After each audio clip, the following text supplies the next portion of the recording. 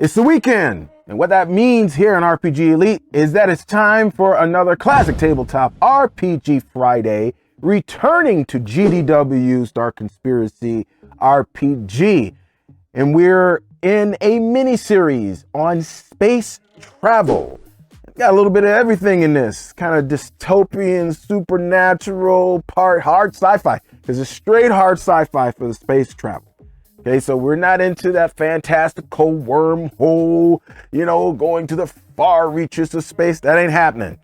It's what it was in the 80s and 90s. Space shuttles and rockets. That's all we got. That is all we got. Oh, and space airplanes too. So that's the full extent of what we got as far as space travel. And they really keep it to the hard science on that. Interesting take on it. Interesting take. So what we're going to do is we're going to get into launches and landings today, how that works in Dark Conspiracy, how you determine those things. And on the other side, I have, as always, the question of the viz, so make sure you stay until the end, and that's it. Let's get rolling with that transition.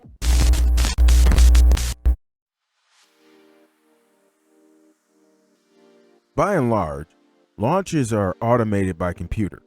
Even so, a launch has a chance for a mishap to transpire, however small. When launching a shuttle or rocket, roll a 9 or less for it to go off without a hitch.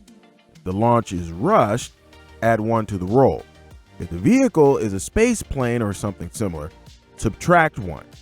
Success means the spacecraft achieves its mission orbit. If the roll fails, roll 1d10 again. Rolling a 5 or less avoids a system failure. Success indicates it still achieves its mission orbit, but something is wrong that's going to need to be fixed.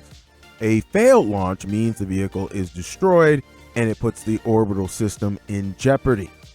Add the spacecraft in transfer, or what's called transfer on the actual sheet, and re-entry value, and then add the pilot's skill level. This is the target number to roll on 1d10 or less to make a successful emergency landing. This is Jin Yu. He's an astronaut pilot. And for the sake of argument, he has a pilot skill of 5. And he is the pilot for our shuttle orbiter, and we're going to name this STS-224. During launch, something went haywire and Jin has to make an emergency landing. The STS is kaput, that's gone, out to box, so he has to land the shuttle orbiter. The shuttle orbiter has a re-entry rating of 3. 3 is pretty darn good, and a transfer of 1. And transfer is meh. With Jin's pilot skill of 5, it's a total of 9 or less that he needs to roll a 1d10. If an emergency landing is made, the spacecraft will be badly damaged, but the crew will escape serious injury. The spacecraft will land 1D times 100 kilometers east of the launch site. That could be an adventure all by itself. If the emergency landing fails, the craft is completely destroyed, and only divine intervention, like the referee decides to be gracious, will prevent the crew's demise. Effectively, there are only 2 spacecraft that can be piloted in Dark Conspiracy: shuttle orbiters and space planes. Again, this is in the realm of hard sci-fi during the 80s and 90s. If you wanted to include other spacecraft before that, like the Saturn V rockets, which landed us on the moon, or beyond that, like NASA's new Orion, which is supposed to take us to Mars, you will have to homebrew the stats for them. Today's video is sponsored by the Toledo Game Room. The Toledo Game Room is your hub spot for all of your gaming needs. So whether it be board games, miniatures, collectible card games, and of course, our personal favorite over here at RPG Elite, tabletop RPGs. You choose from a variety of hundreds of products, and it's free shipping for orders over a Benjamin. And that's $100 for y'all who ain't hip. If you're in the area, take a look at their event calendar when there's always something going on. You can check them out online at thetoledogameroom.com. Just like launches, landings are controlled by a computer, unless something goes sideways, like in our example, and the pilot has to take the controls manually. A computer-controlled landing, which should be performed by the referee, just saying, has to roll a 9 or less on 1d10 to avoid any problems in the approach pattern. Add 1 to the roll if the spacecraft is poorly maintained, the weather's bad, or a manual landing is being attempted. Subtract 1 if the landing vehicle is, you guessed it once again, a space plane. All modifiers are cumulative.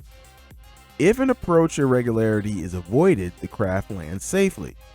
Craft with terminal atmospheric reentry characteristic, which basically means that they have a reentry rating of 0, usually land in water, while glide, partially powered, and powered systems, like the Space Shuttle Orbiter, land at spaceports or large airfields.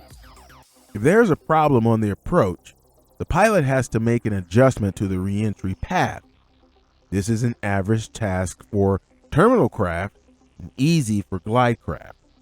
Poorly maintained craft raises the difficulty by 1. In Jen's case, flying a shuttle orbiter, which is a glide-powered vehicle, would be an easy task, meaning double his pilot skill of 5, making a roll unnecessary on 1d10 because it would be automatic. Success means there is a safe landing. Failure means, here we go again, a crash, and the crew takes minor injuries. If it's a critical failure, the craft is destroyed and the crew takes serious or critical injuries. Hard sci-fi space travel in GDW's Dark Conspiracy RPG. Who would have thunk, right? But you know what you can get out of this? You can get at least how things worked back then in a general sense. So you can learn a little something. And if you got any value out of this video at all, then could you do me a little favor and could you just crush that like button? Also, if you want to stick around, feel free.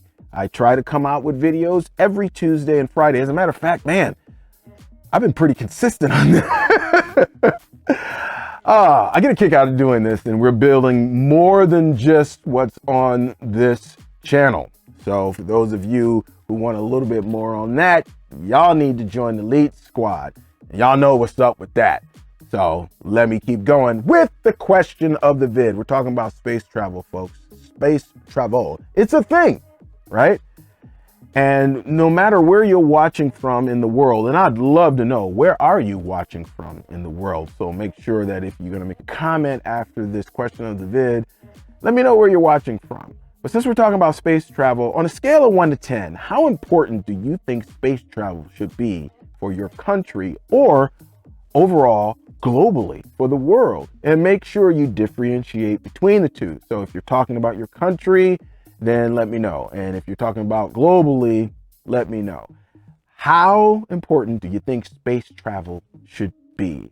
Let's get some engagement going down in the comments below, which will do it for me. That ends it, and that means time for Snagglepuss. So exit, stage left. You got a game this weekend, folks. Happy gaming. I pray it is an RPG Elite session. Your boy here, well, I'm going to be playing a little bit of Numenera. What? That's how I roll. That's how I do things. As a matter of fact, I got to get ready for that. So I got to say, peace, 5,000 leets. I am outie.